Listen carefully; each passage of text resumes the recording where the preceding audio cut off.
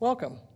Tonight, with League of Women Voters, we're going to be talking about fair and accurate elections, a topic well in the mind of everyone at this time of year. I'm Gretchen Sable, and I'm president of League of Women Voters ABC. With us tonight, is Tom Hunt. Tom is the election manager for Anoka County. And so he's going to tell us all about, so elections have been proven to be fair and accurate across Minnesota and the U.S., but how does that happen? Big question, right? What processes are followed to make sure that only qualified voters vote? How are the voting machines verified and kept secure? How are election results checked and certified? And what protections are in place to protect domestic violence survivors when voting? So we're going to talk about all that and more. We will take questions from the audience. So you out there in the Zoom, I'm watching the Zoom, so you can just put your questions in the Zoom chat, and we'll do live questions from the audience and kind of a break from our usual means. So with that, let you take it away, Tom. All right, thank you very much. And thank you to the League for the invitation to come out tonight. Obviously, elections is a hot topic, especially nowadays. So any chance that I get to come out and talk elections is a great one. So I love it. I love the back and forth. I look forward to the Q&A session afterwards to hear what everyone is concerned about and other questions you might have. I have about 10, I might push that to 15 minutes. I could talk for days on all of this stuff because there's just so much and there's so much detail. So, the few topics that I am going to talk about tonight, we're just really scratching the surface of some of them. But I think it's good information to get out there because there are a lot of questions about elections and how we do things and why we can trust the results. So, just to kind of get started, a quick overview. Oh, there we go. I throw this slide in there just to spend about 30 seconds on it just because it has some information that not a lot of people are actually aware of. When it comes to registered voters, Anoka County is the 4th largest county in the state. We're behind Hennepin, Ramsey, and Dakota. So we have 368,000 actual residents and 235,000 registered voters. We have 128 precincts in the county that belong to 20 different cities and 1 township. We have part of or all of 9 different school districts. So our county actually is contracted to run the election for Anoka Hennepin. That's one of them, so that's the largest district in the state. We have 7 commissioner districts and portions of congressional districts 3, 5, and 6. So I found that not a lot of people are aware of some of this, so I think it's just kind of good little tidbits for people to know. And then to kind of jump into some of the topics that I hear quite a bit about recently. The first one being our voter rolls. People are concerned about the accuracy of the voter rolls, making sure that only people that should be on there are on there, and how often do we update them, and how do we update them. So I think that's a good one to kind of talk about. So our voter rolls are actually updated every single day. Our system is reactionary, so we can only update our voter rolls when we get information from other sources. Because there's so many people in the county, there's no way we could possibly know whenever somebody moves or changes their name or things like that. So every single day we get information from voters themselves. So we get paper registrations, we get online registrations. We're updating those every single day. We get information from the DVS whenever somebody updates their driver's license or gets a new driver's license. We get information every day from the post office for when people update their addresses, if they do a change of address. We also get monthly reports. We get monthly reports from the Department of Health for anyone who has passed away. And to give people an idea, because I know this is another common question, we recently had a couple people who had voted already absentee that were on that list of having passed away in the last couple months. So in those cases, we are able to go back and we found their absentee envelopes that they submitted, and we pull those ballots, and then we do reject them because they have passed. So, it's an unfortunate situation, but that is how we handle those situations. So we don't just knowingly let anyone that has passed away vote in the election. That's not something that we let happen. We also get information from the Department of Corrections. If there is anyone who has become incarcerated or is no longer incarcerated, they let us know that information so that we can update our records accordingly. So every single day we are going through and we are updating our voter rolls. like I said, it's very dependent on the information that comes to us. And in order to verify that, so any information that comes to us, we always verify that that information is correct. We do that by, when they register, they provide their driver's license. We send that information to the DVS, and they confirm with their records to make sure that that information matches the driver's license and the voter's information. And then we proceed. If it comes back as it's not a match, then that voter's information, their record is challenged. In the same way that if they provided the last four of their social security number, we would send that information to the Social Security Administration, and they verify that information is correct, and then we proceed if it's accurate or not. The next step is we need to verify that the voter's address that they gave us is correct. For that, we use the post office. So we send out a little postal verification card, a PVC card, that gets sent to the address that they registered at. If the post office delivers it, then we assume that that person lives where they say they live. If the post office sends it back to us, that's when we challenge their record, and then we send out another one just to make sure. And if that doesn't come back, then we just inactivate their record altogether. So we have to go through the whole process. For everyone that updates their registration or submits a new registration, we must verify both their identity and their proof of residence. So our voter rolls are as up to date with legitimate people as much as humanly possible. The next topic is testing the machines. This is a very popular one lately. So the machines, I don't know of a piece of equipment that is tested and checked more than a voting machine.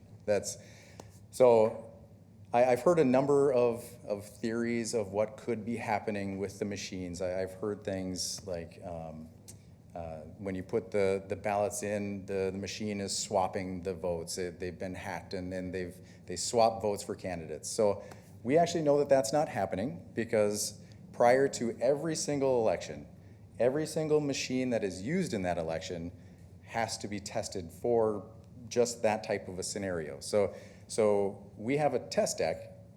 A test deck is just a set of ballots where we already know what the results are for those ballots, and we run them through the machine, and the machine has to give us an accurate result. It must give us the result that we expect it to give. We do throw pretty much everything that a voter might throw at the machine. We test for overvotes, where they vote for too many, or undervotes, where they vote for not enough. Blank ballots, damaged ballots, ballots marked by hand, ballots marked by the Omni ballot, the assistive voting device. We do folded ballots and flat ballots, and pretty much everything that a voter might throw at the machine, that's what we include in the test deck. So that machine gives us the accurate result, and then we know it's good. If it doesn't, then we find out what the issue may have been, and we run the test again until it's accurate. Do you have a question? Yep. I'm not going to repeat this further. Where are the machines stored in between elections, and how secure are they? Sure, yeah, no, great question. I love interactive, so if anyone else has questions, I really don't mind if you want to fire a question away, because, yeah, do it while it's fresh. So the question was, between elections, where are the machines stored, and are they secure? Great question. In Anoka County, so counties do things a little bit differently. So if you go over to Ramsey County or Washington County, the county pretty much does everything for the elections in the county, so the cities contract through them to do everything. In Anoka County, our cities are heavily involved in all things elections. So the cities are actually the ones that house all of the voting machines. So they have the voting machines, they house their own poll pads, they house their own Omni ballots. All of that stuff is housed at City Hall. So I know here in Andover, they have a secure storage room where they store all of the equipment. So the county doesn't house any of that stuff in Anoka County. It's all out at the cities and in secure storage. So good question. So for the testing of the machines, so we know because of the preliminary testing that and the test decks that we use, that the machines are reading the ballots accurately. After the machines have performed an error-free test, we seal them up, we record the seal number, and that goes out to the election judges on election day. So the election judges at the beginning of the day, they will make sure that the seal number on that machine matches what the city put on it after they did their testing, so that we know that no one has tampered with that machine in between when it was tested and on election day. One of the other things that I've heard is there could possibly be people putting ballots into the machine, or bringing ballots with them and putting extra ones in. And again, we know that that's not happening, because anyone here that's been an election judge knows that on election day, the judges are doing an hourly audit. Every single hour, they are checking to make sure that the number of people who have checked in at the polling place matches the number of ballots that have been put into the machine. Because the machine itself is actually tracking how many ballots get put in, so that number needs to match. Rarely, it may be off by one or so, but in almost every instance, that's because a person has come and checked into the polling place, and for whatever reason decided that they didn't want to vote, so they left their ballot, and therefore we have one more check-in than ballots in the machine. So almost every time, that is where you end up off by one or two. But it's not super common, but that's usually why. I didn't mention that actually the public accuracy test is just it's a demonstration that we do for the public of the preliminary testing, where we use the test deck. It's open to the public. We actually just had our county public accuracy test this morning.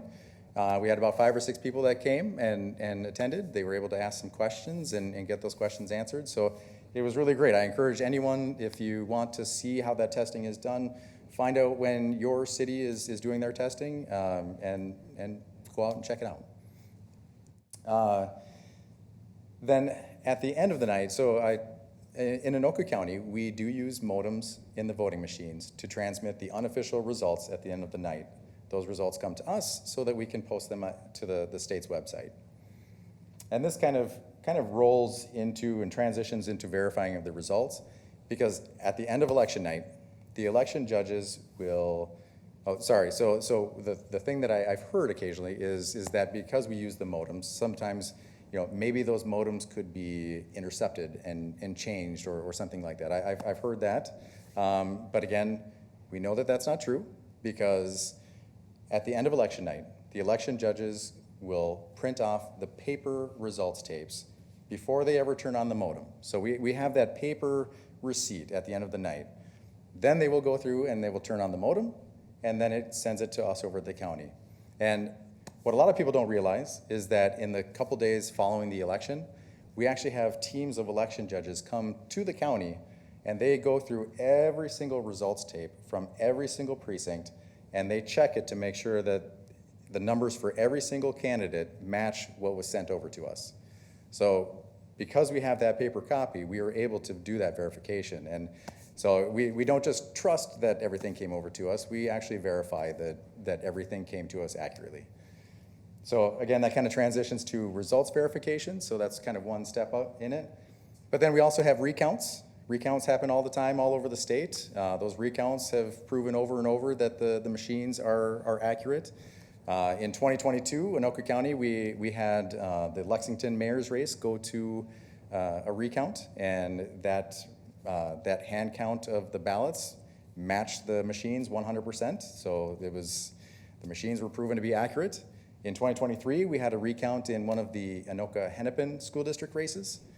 That race changed by one ballot, but it wasn't machine error. It was an instance where the voter on election day had gone in. They made a mark, or they filled in the oval for one of the candidates and made a mark in the oval for the other candidate. And because of that, the machine read it as an overvote.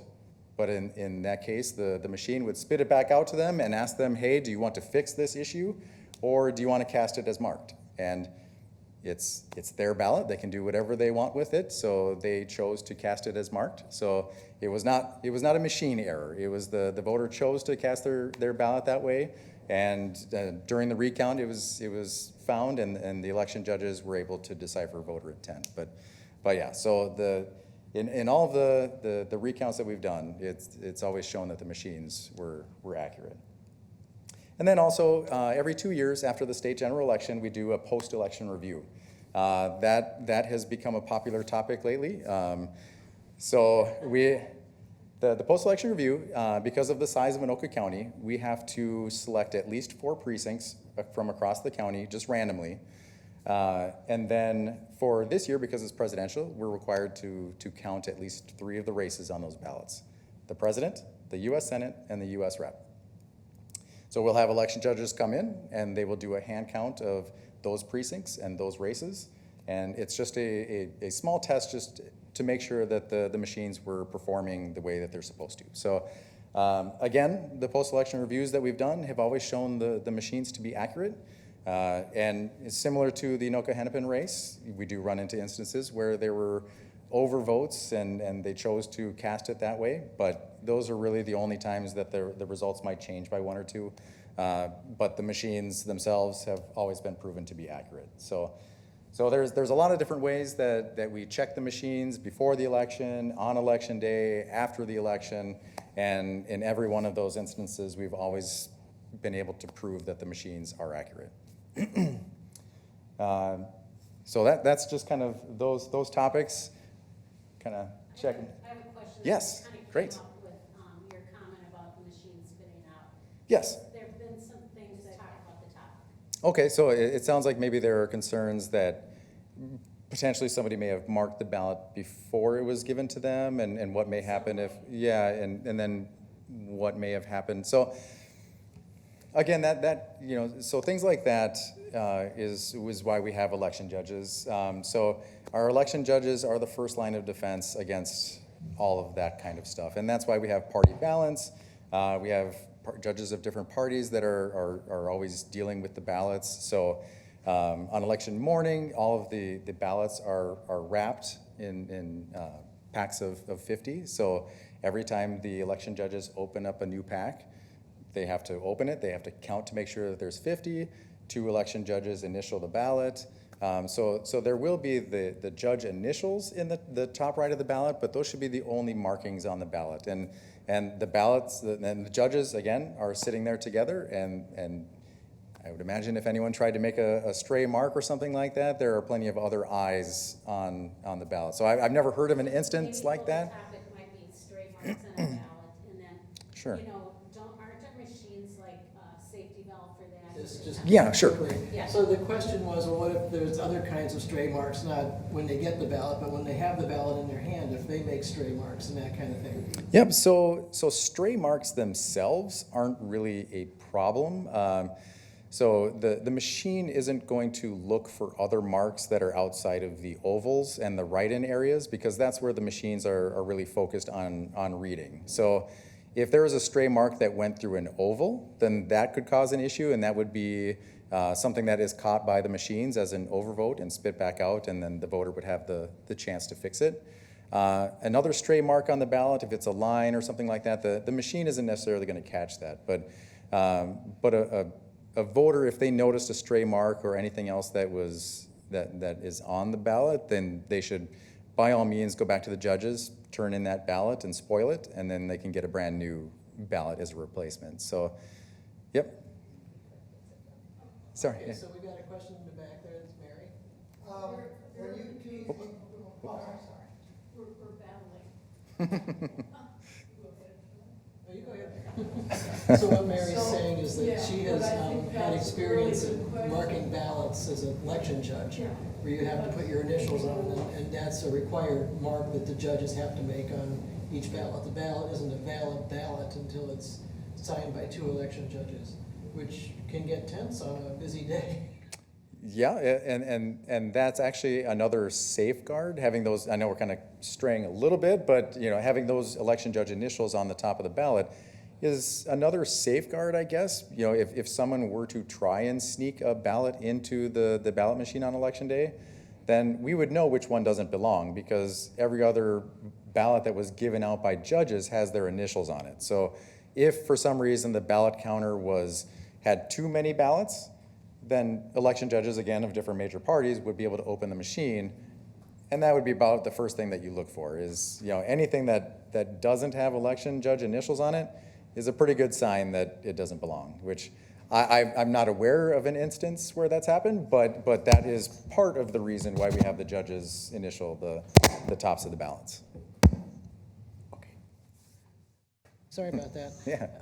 You know, I have been an election judge too, and we did actually have a voter who went through and put check marks behind the names of the people he liked, and then went back and filled in the dots, and he did have to redo it. Yeah, you know, we try to help voters by letting them know that they need to fill in the ovals, but yet sometimes you get people that will circle the ovals or underline a Yeah. candidate or things like that, but, you know, we do what we can. Okay. So we had, or Bruce has a question here, and I will repeat it when you do it. Can the public observe you do that, or is that? Absolutely, yes. So the question was that actually the post-election review that we do is, can people from the public come and view that? Absolutely, yes. By all means, come and watch it. This year it's on Monday, November 18th at 9 a.m.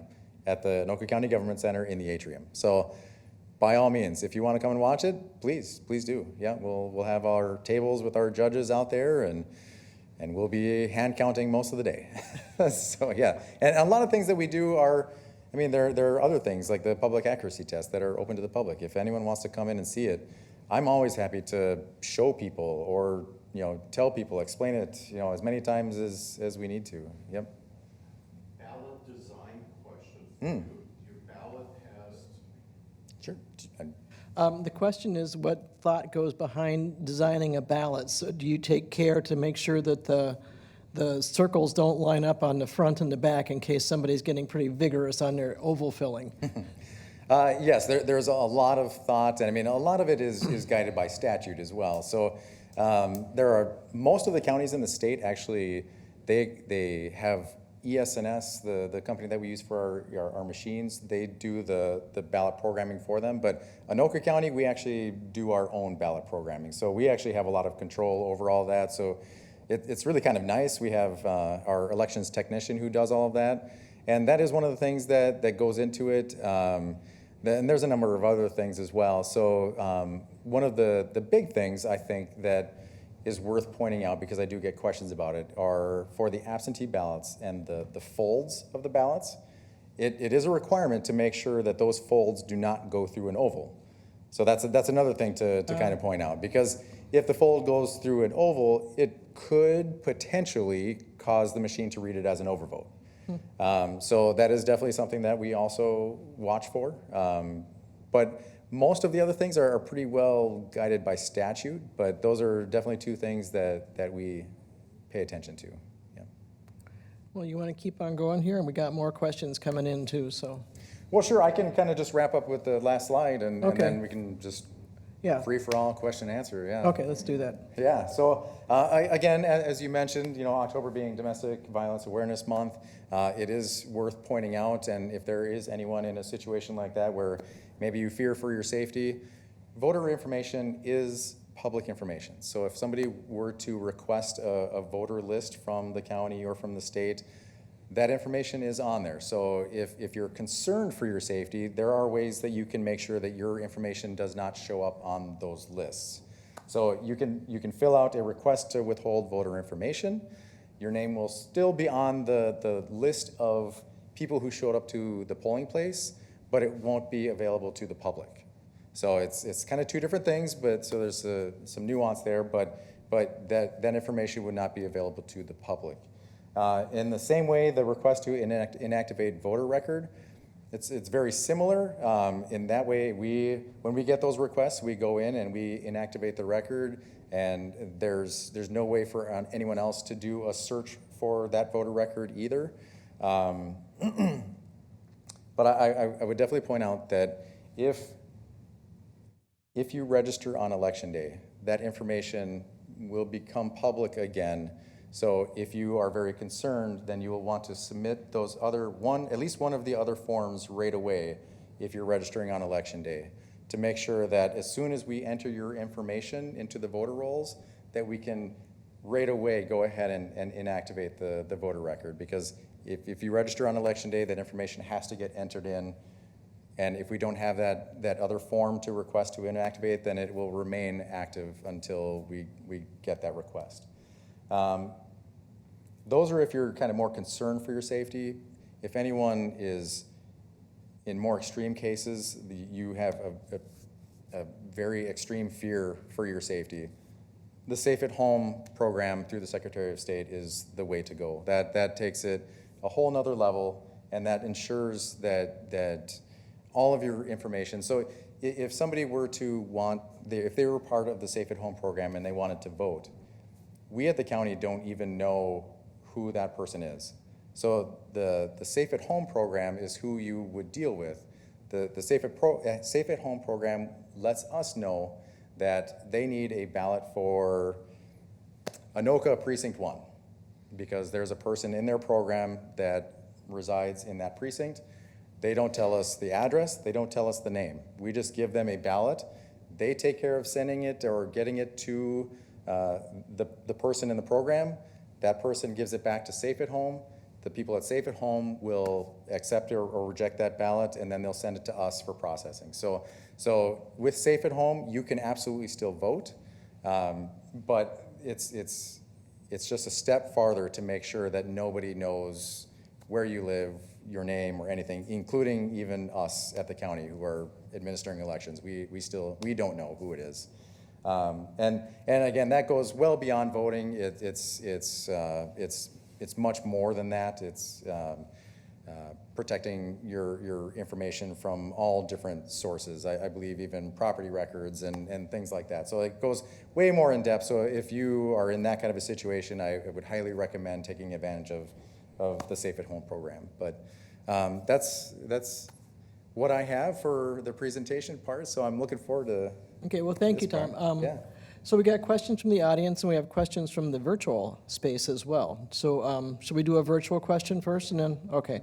So there was a number of questions about ballots being rejected. Yes. And so ballots are rejected for overvotes, but not undervotes. So if you don't vote in a race, they're not going to say, "Oh, you didn't vote for X." Correct. Okay, so that's just up to you. So if you want to blank one, just blank it. And Yep, that's a lot good. of people don't fill out the judges on the back. Yeah. Okay. I mean, you should, Yes. but a lot of people Yeah, may not, okay. and correct. If it's an undervote, the machine Okay, won't. so kick it back out to you. overvotes, it does stray marks that kind of violate another oval that might be interpreted as an overvote? Yeah, essentially kind of comes back around to overvote, yeah. Okay, and then, so like the person that put the check marks, if they just put check marks and never filled the ovals, they wouldn't be rejected? Correct, yeah, so you're kind of taking a chance when you do anything other than filling Yeah. out the oval, because if you make a check mark or an X or a little line or something like that, it has to be dark enough or enough of the oval for the machine to pick it up. So it's if it's a very light mark or something like that, the machine may not be able to read it. So that's why we always encourage people to fill out the oval completely, and that's really the best way of going about it. So. As an election judge, I know when you tell people about it, they go, "Oh, yes, everybody knows that," and then everybody does it wrong. No, they But don't. that's okay. Question from the audience, Wes. Sorry, Wes. Sorry, Toby. Do you want to summarize that, or do you want me to? You can. So the question is, Election Day registration, how do you make sure that non-citizens aren't registering to vote on Election Day? And is there a process for setting aside a ballot and then counting it later if that person is deemed to be qualified? Yeah, so the process kind of starts with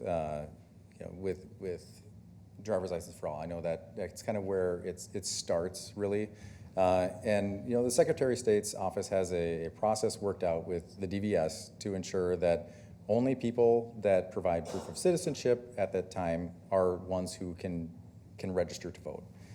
So, we kind of talked about this a little bit beforehand, Mary and I, and so for an election judge on Election Day, you are correct. There's nothing on the driver's license that tells you if somebody is a citizen or not. So as an election judge, your job is to register anyone who comes in with valid proof of identification. So we have our lists of what is acceptable proof of identification. If they meet that, then it's not our job to question, because you're probably looking at a lawsuit if you start doing that, because then why are you asking them? Is it because of the way they look or the way they talk? And that's not something that anyone wants to get into. If anyone shows up with a valid proof of identification, we register them to vote. They are signing an oath that they are a U.S. citizen and that they are over 18, and that oath is legally binding. So I mean, if it's found afterwards that oath was violated and they are not over 18, or previously when it was unlawful for somebody with a felony to, even on probation, to vote, same type of situation. If somebody came in and did that, then we would find out about it later, and then we immediately refer all of those cases onto our attorney's office, and then they do their investigation. So it kind of goes into their hands. But so when somebody comes in, if they have valid proof of identification, the election judges are to register them and allow them to vote. There's no setting anything aside. Everyone is treated the same at a polling place, so that ballot goes into the machine and is counted. If after the fact they are determined to not be an eligible voter for whatever reason, then that ballot has already been cast and the ballot is anonymous. So the ballots in Minnesota and pretty much everywhere are anonymous. So there's no way to go back through the ballots and find out which ballot was theirs. So the ballot has been cast, but we do have those other processes in place and statutes that we need to follow. So. And Talk about the risk. Well, the actual number of people that are caught that way is very low too, right? Yeah, my understanding is that the state released a study of impacts of non-citizens in voting, and it my understanding from reading that article was that it's been proven to be extremely minimal. Okay. So. Yeah, I'm sorry. Oh, I was thinking then, so you want to Yeah. get that out there in the air as well, the risk. Yeah, so. Yeah, so the risk that somebody takes if they were to violate that oath. So it kind of depends on the situation. If for a lot of other reasons, the felony it can be a felony, because like I said, we pass it on to the attorney's office. They do their investigation. If they are found to have voted illegally for whatever reason, then yes, they will. There's a very good chance that they could end up with a felony. I know that we've had a number of those at the county that we've investigated, and it's ended up there. But then as far as non-citizens voting, if they're found to have voted, then that's even more severe. I mean, it can be felony, but also deportation and a host of other things, fines and things like that. So the penalties are severe. So if somebody is willing to risk that for one extra vote, I wouldn't recommend it. Yeah. Okay, well, so, okay, go ahead, Paul. They randomly select, so Paul was saying that in Wisconsin, they randomly select one ballot and. When a situation has arisen that someone has. Oh, okay, so if they find out that someone has voted incorrectly, then they would just pull one out and, Corrected by yeah, drawing randomly one ballot. okay. And so we don't have anything like that in Minnesota. We have something similar to that for a different reason. So there's nothing for if somebody voted illegally for some reason. We don't have a procedure in place to do that. So what you're talking about is a procedure in Minnesota, but it's for election night out at the polling place. If hypothetically the number of ballots in the machine are greater than the number of ballots or number of people that have checked into the polling place, election judges do their research first. They go through and recount everything. They check everything, their check-ins and all of that. If after double, triple, quadruple checking, they are not able to come up with an explanation for why there is one more ballot in the machine than people that have checked in, then we actually do go to that. And we did have that. It's very rare, but we had it in 2023. And it was an instance where the head judge and the assistant head judge brought all the materials back to the county. They had already checked numerous times. We checked multiple times, and nobody could figure out what happened. So we did do that. We had all of the ballots from the polling place there, And the head election judge for that polling place had to blindly remove one ballot, and the totals were adjusted. So it is not a situation we ever want to be Yeah, in. no. So that is why those audits and everything on election day are extremely important. And anyone that's been a judge knows that we take all that stuff very seriously because, yep, go ahead. So the question is there a separate database kept for non-citizen driver's licenses than citizen driver's license? Is there a way that you can sort it out from the driver's license? I don't know that the DVS has another way or a way of separating them because I guess just because you don't bring in proof of citizenship doesn't mean that you're not a citizen. So if I go in to renew my driver's license tomorrow, I'm probably not going to bring in my birth certificate. So would that put me on a list of non-citizens? So I mean, there's different ways to think about it, but no, I don't think that there's any system in place to separate the citizens from non-citizens. The state has their lists of people that are here on green cards and different citizenship type situations, but I don't believe that the DVS keeps the databases separate. So. Okay, so we got a bunch of other questions, if that's okay. Is yours related to this? It's a real quick one. Yeah. What's the percentage turnout for Anoka County? Okay, the question is, what's the percentage turnout in Anoka County? Well, I guess I would say that depends on the election. It very, very much depends because, so for this election in November, I would anticipate it's probably going to be upwards of 90% and again, turnout is looked at different ways. So you have to be careful kind of how you explain it because it's percentage of registered voters.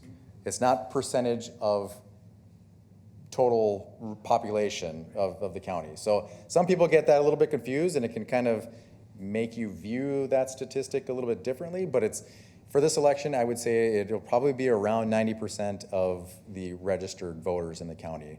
But if you look back at the August primary, it was about 13%. So it really just depends. So yeah, for this election, probably around 90%. Yeah, a related question to that. How many of those people vote early?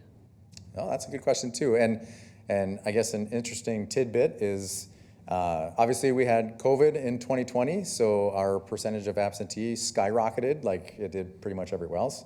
But in Anoka County, after 2020, we thought that the percentage of absentee was going to continue to stay elevated because more and more people were now aware of that possibility, but it didn't. It went back to almost identical levels of pre-COVID absentee voting. So I would say, if I had to put a number on it, I would say 20-25% of people vote absentee.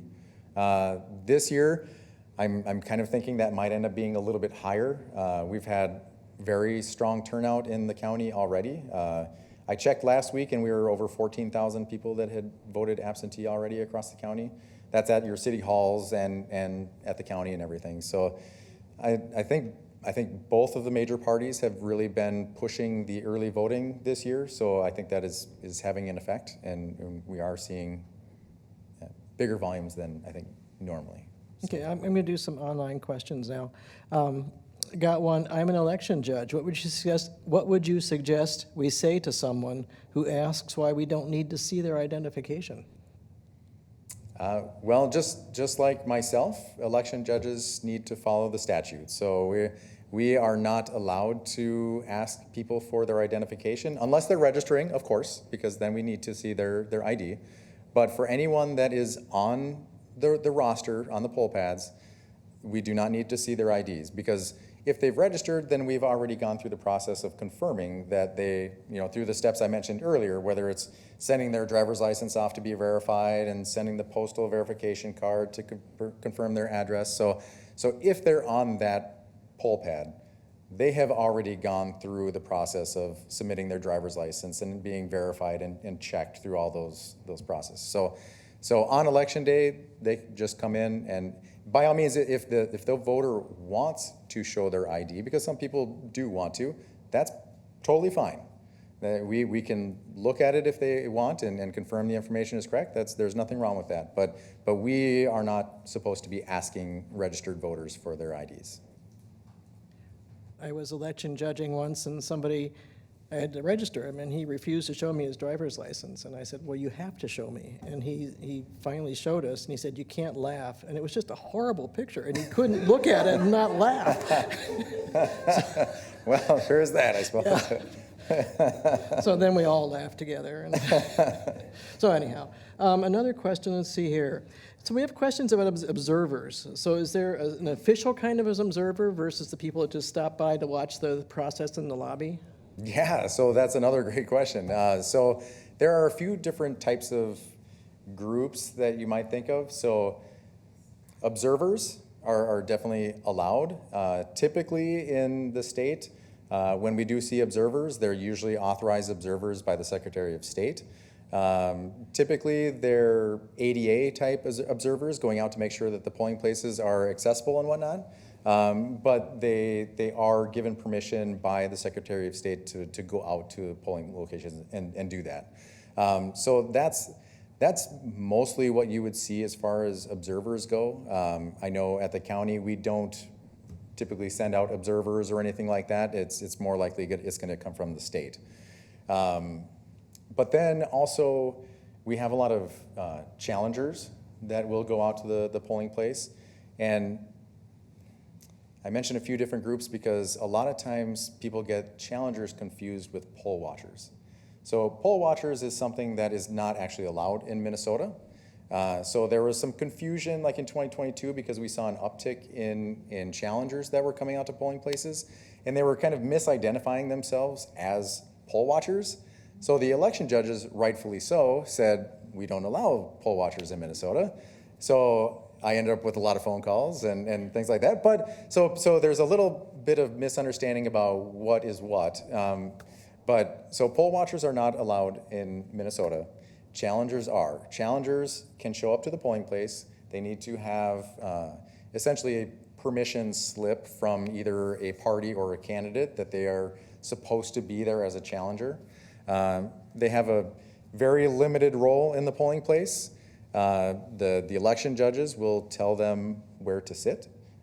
They cannot be in a place where they can see the poll pads, for instance. They can't be viewing voter information. So they can sit somewhere near the entrance. If they have personal knowledge of a voter who has come into the polling place to vote, that person should not be voting for whatever reason, then they can make a challenge, issue a challenge to that voter saying, I don't believe you should be voting here, and then the election judges will go through the steps of handling that challenge. But otherwise, they're not allowed to talk to voters. They really shouldn't be talking to judges much and interfering with any of the judge duties. They're just there to make those challenges. And I know sometimes that gets used in a way that's more of a, like a poll watcher. There's not much we can do about that. I mean, it's if they have that permission slip, they can be there. I know, but I am aware that sometimes they're not necessarily there to be a challenger. They're there to just watch things, and that's fine. I mean, there's nothing to hide, and if they want to learn more about what goes on at the polling place, then that's fine. So they would be there for the whole 13 hours? Plus the counting and the totaling up at the end and everything? They can be, yes. I know a lot of, I've heard about a number of challengers that will show up and then they just get bored because everything is going the way it should, and then they end up leaving after a little while because it's probably not a lot of fun just sitting there for that long. And but I guess to kind of touch on the last thing that you said, that after 8 p.m., the closing process that the election judges do, that is open to the public. So anyone can come in and view that process. So the printing of the results tapes and viewing all of that, people can come in and watch that too. So just to kind of touch on that, that was Okay. good. So I think that kind of does it. Were there more questions from the audience? Yes, Wes? And then I'll get Betsy. I saw you back there.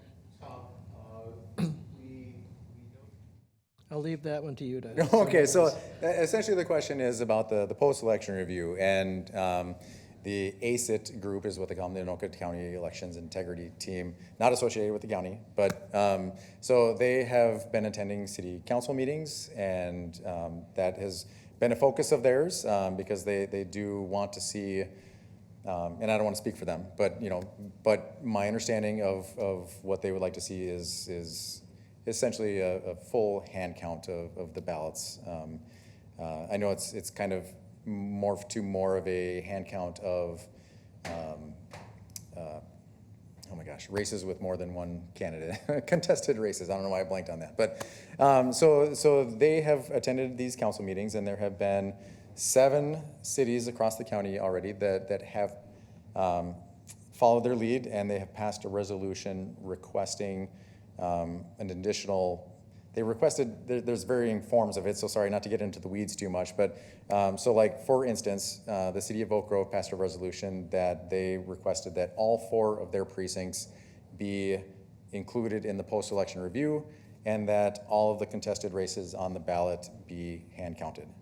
So I think there's definitely some confusion out there because the cities do not have the authority to order that and perform their own. So the statute lays out who is responsible for what, and that responsibility does fall to the county.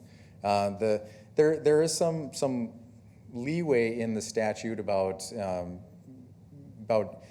the potential for doing it elsewhere, or adding more precincts, or adding more races. But that decision actually solely lies with the county canvassing board. So it's not my decision, it's not our county board's decision or city council's decision, it is the county canvassing board. So the county canvassing board is made up of 2 county commissioners who are not on the ballot. It's the county auditor, it's the court administrator for the county, and then the mayor of the most populous city in the county, which is Blaine. So they make up the county canvassing board, and they alone can decide what to do as far as expanding the post-election review. So after the August primary, the county canvassing board met, and that is where we set the date, time, and location for the post-election review. We have already set it for Monday the 18th at 9 a.m. at the Anoka County Government Center in the atrium, because that's essentially what's recommended by statute, because that is the location where we store the ballots. The last thing that we really want to be doing is shuffling voted ballots across the county to different city halls and things like that. I don't feel personally like that is a good thing to do as far as just security of the ballots and whatnot. So all the ballots get returned to us. That's where they're stored. So that's where the post-election review should really take place. So the expansion of the post-election review, there's talk of possibly adding a couple precincts. So in 2022, we expanded it from 4 to 6 precincts, just kind of as an extra show that, even by adding a couple precincts, we can still verify that the machines are accurate. So what the canvassing board might do, it's really up to them. I would imagine it will be probably at least 6 again or something like that. I don't think that we can go much beyond that, because just space and time, the statute is limiting as far as the timeframes that we have to complete the post-election review. So if you can imagine, in the August primary, the post-election, or the 2022 general election, the post-election review that we did, it was 3 races, and it took us 6 hours to complete the post-election review. So just counting 3 races took us 6 hours. So that was a midterm election with a turnout of around 60-ish or so percent. This election, turnout of 90-ish percent. That post-election review is going to take much longer. So, just the time that we have, statutorily to complete the post-election review, it really doesn't allow for us to do, what the ACIT group wants. And so I hope that answers your question. I kind of bounced around a little bit, but Good job. okay.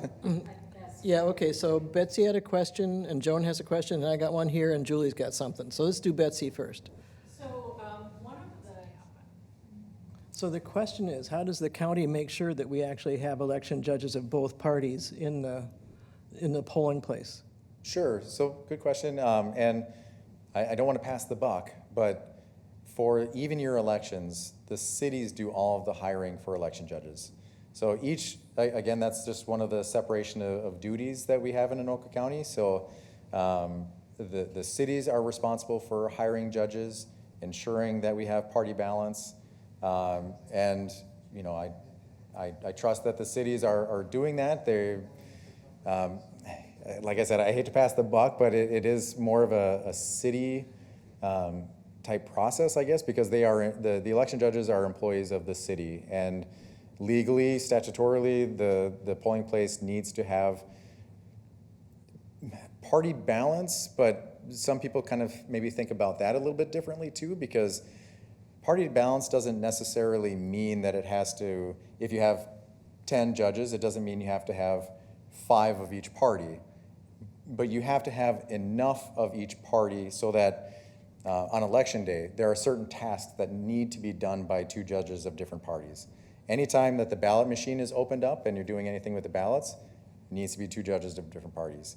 Anytime you do curbside voting, or if a voter needs assistance marking their ballot, you got to have 2 judges of different parties. So you really need at least 1 of each different party, but each party can have no more than half of the total. So if there's, like I said, if there's 10 judges, no one party can have more than 5. But the other party could be only 1, and then the other ones could be non-affiliated. Independence, what a lot of Can it people be put. independent? Yeah. So as long as it's not necessarily party balance in that it's equal of each party, you need to have enough to perform those duties, and then there can be independence and whatnot mixed in there. So, but again, the cities are the ones that are confirming those parties with the judges that sign up. There's no litmus test or anything to ensure that they belong to the party that they say they're belonging to. We don't have a check for that. It's the judges are telling you that that's the party that they belong to. So the cities will staff based on that. So that's. Yeah, so Joan has a question too? As we know from recent Yeah, so the question is, participated in challenge.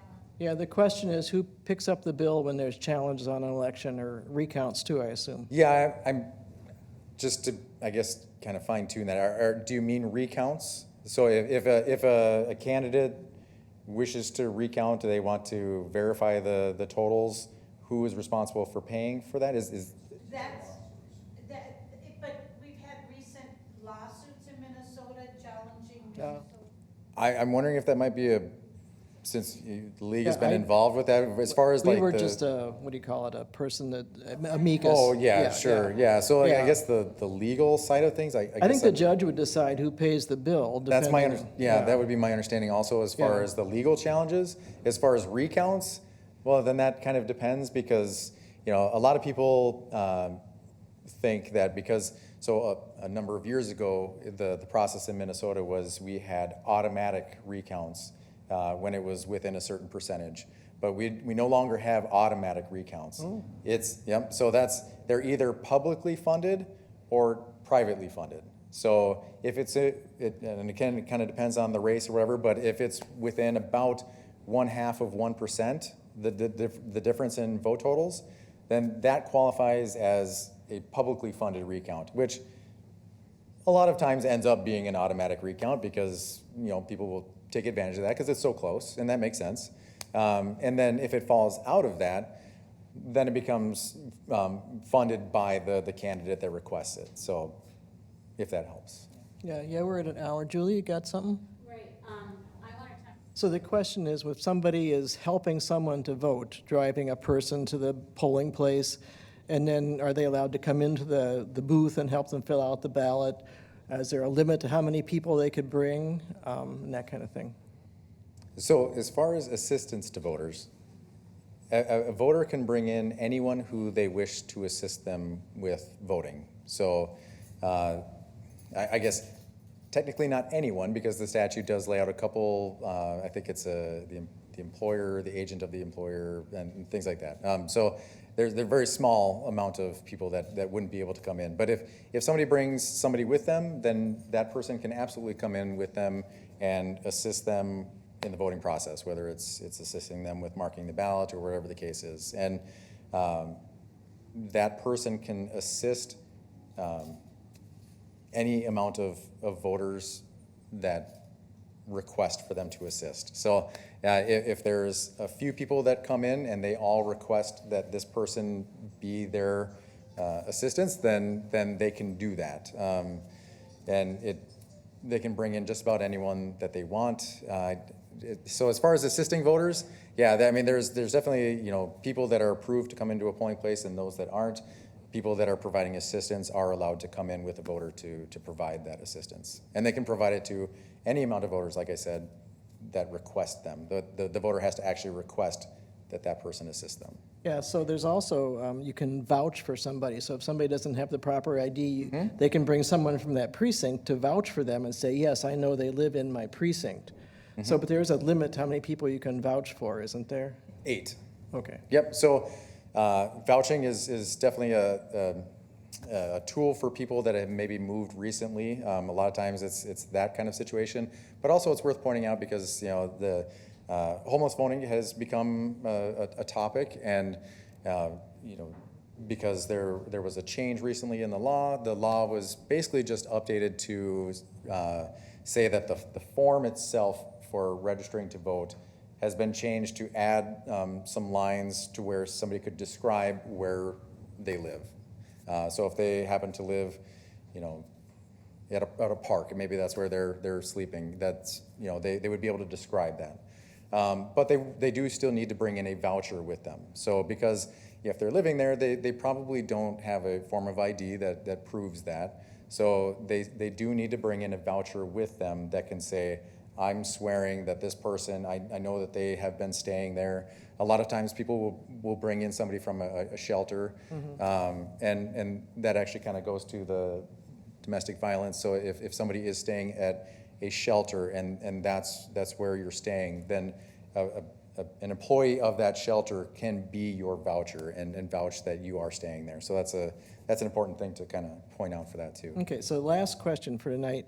The union, Anoka County Union just had a big article about disabled people not voting because of barriers. And someone wrote in, some of the polling places are not totally handicapped accessible. For example, they don't have automatic doors. Does the county verify that, or is that up to the cities to make sure the polling places, and then the Secretary of State would validate as well? Yeah, again, the cities are the ones that find the polling places, and they have agreements with the polling places that they meet certain criteria, and that is one of them. So I guess if there is an issue with a polling place, I would reach out to the city, and they can work with the polling place, or next year potentially find another polling place that would be ADA. Yeah, but so people that have vision impairments have a separate machine they can vote on where they can listen to the ballot, is that correct? Yep. So again, yeah, we try to make everything as accessible as possible, and we do have the Omni ballot tablets at every single polling place. The Omni ballot tablet can do just that. It can enlarge the print. It can, with some headphones, it can read off what's on the ballot, and there's different tools that the voter can use to scroll through and mark for their candidate. And as we mentioned before, you can bring somebody in to assist you with voting if you want. So there's lots of ways that we try to make voting as accessible for anyone who wants to vote. Okay. Well, I think we're going to wrap it up then because we're at 10 past 8. So thank you very much, Tom. We appreciate that. And we're going to call it a night. Thank you all. So.